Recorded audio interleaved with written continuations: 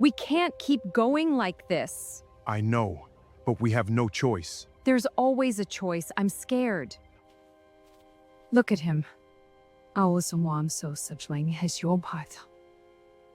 keep him safe, no matter what. Together, we do this together. Please, don't leave me. Don't do it in me. Don't me. She had not planned to buy anyone that day. Mariana Cavalcanti, 52 years old, a widow of high standing, a woman known for her discipline and unshakable authority, had come to the port for a simple reason: to finalize export matters for her coffee plantation. She was not there for anything else, certainly not for what would happen next. She passed by the auction square almost by accident. It was routine background noise, something she had seen dozens of times before. Workers, traders, buyers negotiating with calculated detachment. She had no need for more labor. Her plantation was running efficiently, production was stable, everything was under control, just the way she liked it, and yet she stopped, not out of necessity, out of instinct. That quiet, analytical instinct of someone who had spent decades managing land, people, risk, and opportunity. She watched, evaluating, measuring, strength, posture, behavior. Several men could have been useful, but none of them were necessary, so she decided she would not buy anyone. Then the auctioneer announced the final lot, and everything changed.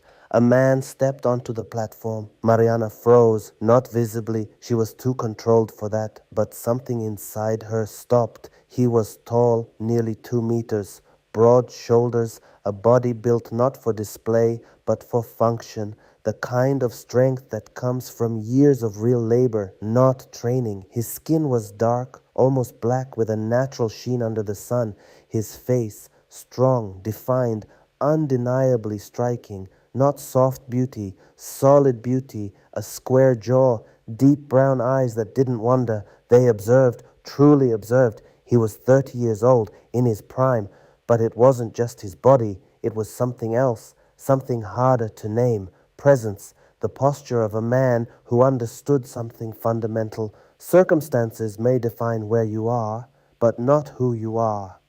"This is Thomas," the auctioneer announced. "Strong as 3 men. Can lift anything, excellent behavior, respectful, obedient, a rare specimen."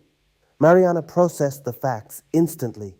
Strength, exceptional. Behavior, reliable. Utility, high.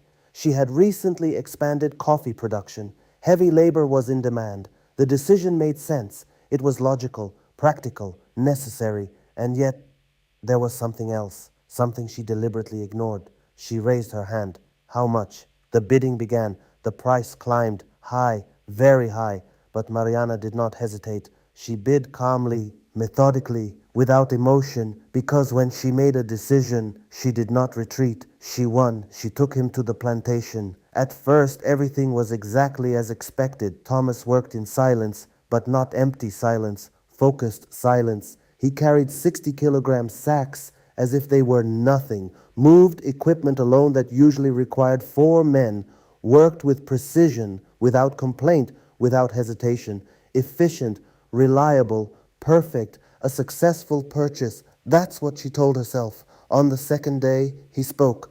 "Good morning, Senora." His voice was deep, calm, not loud, but it filled the space. There was respect in it, real respect, not fear, not performance. She responded briefly, "Good work, continue." But she remembered his voice long after she walked away. On the 3rd day, it rained heavily. Work in the fields stopped. Most workers rested. Thomas did not. He asked for work, inside, anything, because he didn't like wasting time. That caught her attention. She called him in, asked him questions. "Can you read?" "No, Senora, but I learn quickly." "Why?" He paused, not from fear, from thinking. "Because when I pay attention, things stay. And I like understanding how things work, not just doing, understanding why." That answer stayed with her. She gave him a task, organize the storage warehouse, a job postponed for years. She showed him once, left him.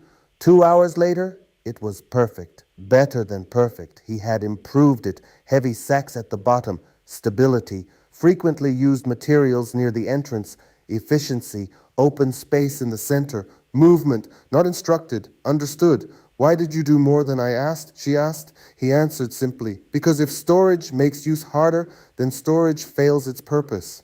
On the fourth day, a child was injured. A small girl cut her foot on broken glass. Thomas dropped everything immediately, helped her, carefully, gently, without hesitation, without being told. She stopped crying in his arms. That's when Mariana noticed something unexpected: kindness. Real kindness, not for show, not for approval, but because that's who he was.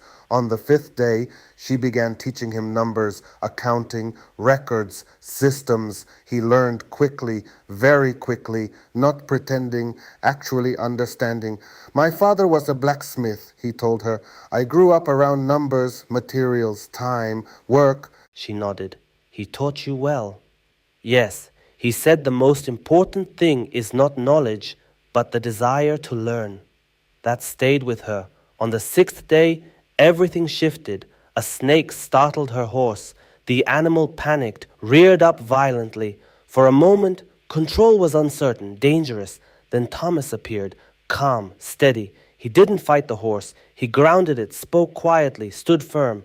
The horse calmed. Fast, he looked at her. Are you all right, senora? Not as a worker, as a person. She said yes, but something in her voice changed. That night, she couldn't sleep. For the first time in years, her thoughts were not controlled. Strength, intelligence, kindness, presence, and those eyes, that genuine concern. She admitted something to herself, something she had buried for 3 years. After her husband's death, she felt something.